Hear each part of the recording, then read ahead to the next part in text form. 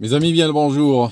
Bienvenue à votre émission matinale. De plus en plus de personnes m'écoutent sur leur chemin vers le travail, vers leur dur labeur. Et puis, je vous souhaite une très bonne route dans les embouteillages.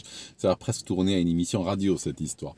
Avant que je n'oublie, je vous rappelle mon livre toxique disponible sur Amazon en français. Et puis, en anglais également. D'ailleurs, il y a le lien sur le descriptif de la vidéo. Pourquoi je vous en parle maintenant au début? Pourquoi j'en ai pas parlé à la fin? Parce que j'oublie. Je suis un très mauvais marketeur. J'aurais eu un patron, il m'aurait viré il y a très longtemps. C'est-à-dire que très souvent, je viens pour parler d'un livre ou d'un truc comme ça. Puis j'oublie et je pars dans ma vidéo. Puis à la fin, je dis, et ma femme, quoi. Et le livre, tu devais parler du livre. J'ai oublié de parler du livre, voilà. Donc là, je n'ai pas oublié. Je vous rappelle également que vous pouvez me booker en one-to-one. On peut se faire un petit zoom. Vous regardez dans le lien, dans le descriptif de la vidéo, il y a un lien ou dans le premier commentaire épinglé. On rentre dans le vif du sujet maintenant. Il y a quelqu'un qui m'a écrit un message sur le WhatsApp. Le WhatsApp, c'est le plus 44 77 29 40 58. Il y a quelqu'un qui m'a laissé un message pour me dire, Aldo, quelle est la meilleure manière quand tu vas trouver un nouveau travail, quand tu es en train d'être dans un processus d'entretien, quelle est la meilleure manière de partager avec ton nouvel employeur ou ton employeur potentiel à ce stade que ça n'a pas été lors de ton dernier emploi, que par exemple ton manager te harcelait, que tes collègues te harcelaient également, parce qu'il faut savoir une chose. Très souvent, quand on parle de harcèlement en entreprise, quand le manager lui-même est harceleur, en général, il déclenche un effet de meute. Parce que beaucoup de gens, après, pour lui être agréable, vont commencer à s'attaquer à la même personne. Et donc, ce gars me dit, je fais comment pour partager cette information avec ma nouvelle boîte, quelque part.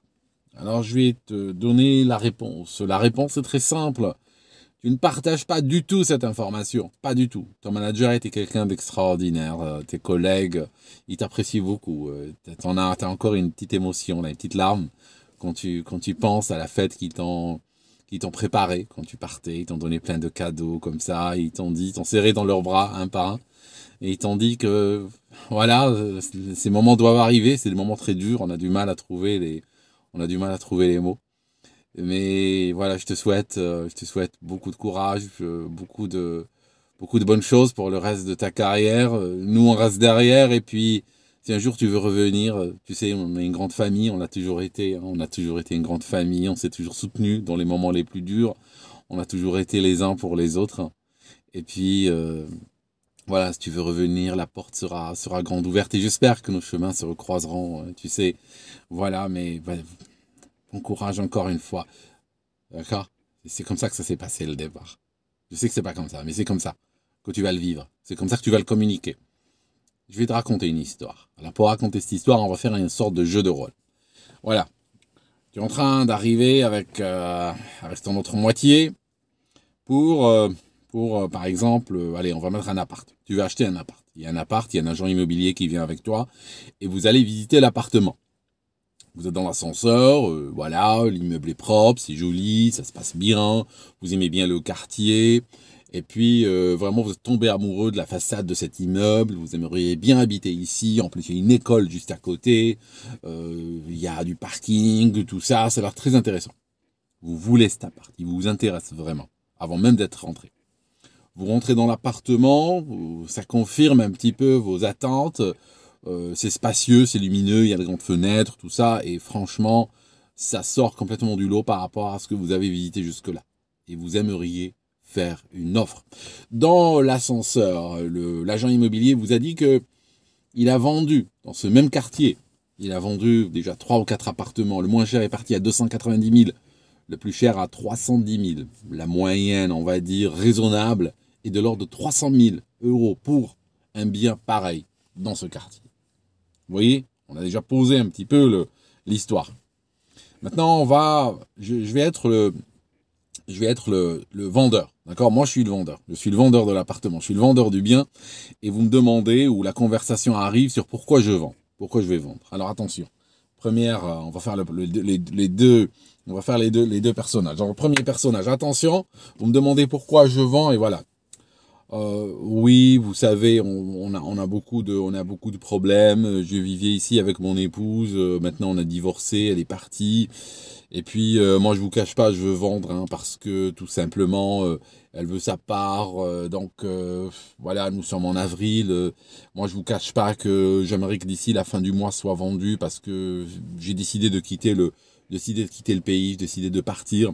Donc il me faut un peu d'argent, vous voyez, vous comprenez, j'ai envie d'aller vivre ailleurs. Donc je me suis dit, voilà, en vendant ce bien, je laisse tout derrière moi, et puis c'est bien d'ouvrir une nouvelle page, n'est-ce pas, hein, c'est bien d'ouvrir une nouvelle page. Ok. D'accord. Voilà, une histoire du genre, une histoire de ce style. D'accord. Ça, c'est le premier personnage. Deuxième personnage. Deuxième personnage, pourquoi vous vendez? Oui, alors, mon épouse, j'ai toujours l'épouse, j'ai toujours à mettre l'épouse dans l'histoire, un peu comme Colombo. Mon épouse a eu un héritage, donc là, on vit plus ici vraiment, on a une maison à 2 rues d'ici. Donc, cet appartement, nous, on l'aime beaucoup. Franchement, comme vous voyez, on s'en est toujours bien occupé, et tout a été retapé, tout a été remis à neuf ces dernières années. Vous pouvez vérifier par vous-même. Regardez la salle de bain, ses portes, tout a été refait, tout ça, ces cloisons. On les a installés récemment et tout. Donc, notre idée n'était pas vraiment de quitter cet appartement. On voulait pas partir de là parce qu'on aimait trop bien. Il y a des places de parc, il y a l'école juste à côté et tout ça. Par contre, vu qu'on a eu cet héritage dans la famille, donc on s'est retrouvé un petit peu en double emploi. Donc on veut vendre cet appart, mais on veut pas le vendre. Voilà où nous en sommes. Donc on veut le vendre, mais on n'est pas nécessairement pressé de le vendre. Soit il part, hein, si jamais on a de bons acheteurs qui l'apprécient à sa juste valeur, donc on est prêt à s'en séparer. Ou bien on se dit aussi on peut le garder, on peut peut-être le louer, peut-être les petits, quand ils seront plus grands, ils seront contents de l'avoir. On ne sait pas encore. Mais on l'a mis sur le marché pour voir un petit peu nos options. D'accord. Voilà, ça c'est le deuxième personnage. Dans les deux cas, l'appartement vous intéresse, et dans les deux cas, vous allez faire une offre. À votre avis, quand vous allez sortir de l'appartement et discuter avec l'agent immobilier, et il va vous dire, alors ça vous intéresse, vous dites oui. Dans les deux cas, vous allez dire oui, l'appartement nous intéresse. Vous vous en foutez de l'histoire du gars, finalement. Ce qui vous intéresse, c'est l'appartement. Hein, c'est comme lors du recrutement. C'est pas l'histoire du gars qui t'intéresse, c'est pas le chemin qu'il a fait dans sa vie jusqu'à maintenant pour arriver jusqu'à toi. Si le gars a 40 ans, ça t'intéresse pas de savoir combien de kilomètres il a parcouru pendant 40 ans pour arriver jusque-là, aujourd'hui. Ce qui t'intéresse, c'est ses compétences. Ce qui t'intéresse, c'est ce qu'il va t'apporter, les problèmes qu'il va te régler. Toi, tu as un problème, tu veux une solution. Si lui a la solution sur le plan des compétences, tu es content de l'avoir. Maintenant, si on revient à notre histoire d'appartement, dans quel cas, on va avoir une meilleure offre pour l'appart? Dans le premier ou le deuxième cas? Dans le premier cas, le gars qui est désespéré de partir, qui est désespéré de vendre, qui veut juste se débarrasser de ce bien au plus vite, peut-être que potentiellement il n'apprécie même pas ce bien à sa juste valeur, il n'a même pas compris combien son appartement est intéressant.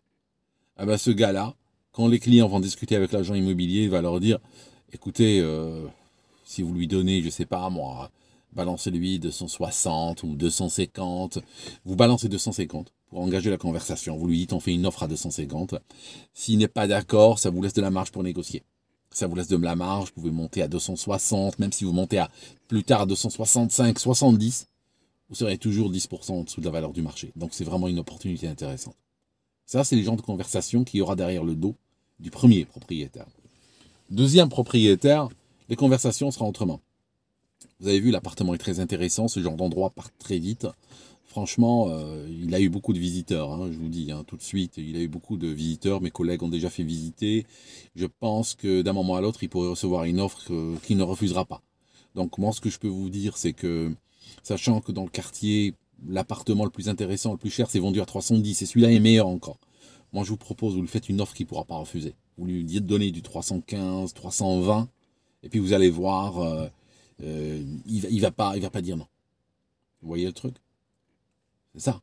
Dans les deux cas, l'appartement est acheté, mais il y a une différence de 50 000 € entre la première et la deuxième offre. C'est exactement pareil.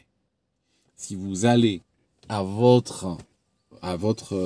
une nouvelle compagnie et vous commencez à faire état de problèmes dans votre vie, ou de problèmes avec votre précédent employeur, et vous montrez une détresse quelconque, ou vous montrez une problématique, ou vous montrez une nervosité, ou un empressement, tout de suite, vous allez morfler sur le plan du salaire. Parce qu'il ne s'agit pas uniquement qu'il vous recrute ou pas, il s'agit également qu'il vous recrute un très bon salaire. Voilà un petit peu la problématique que je voulais aborder avec vous aujourd'hui. Et remarquez aussi par rapport au nombre de visites. Hein, puisqu'on parle, les visites.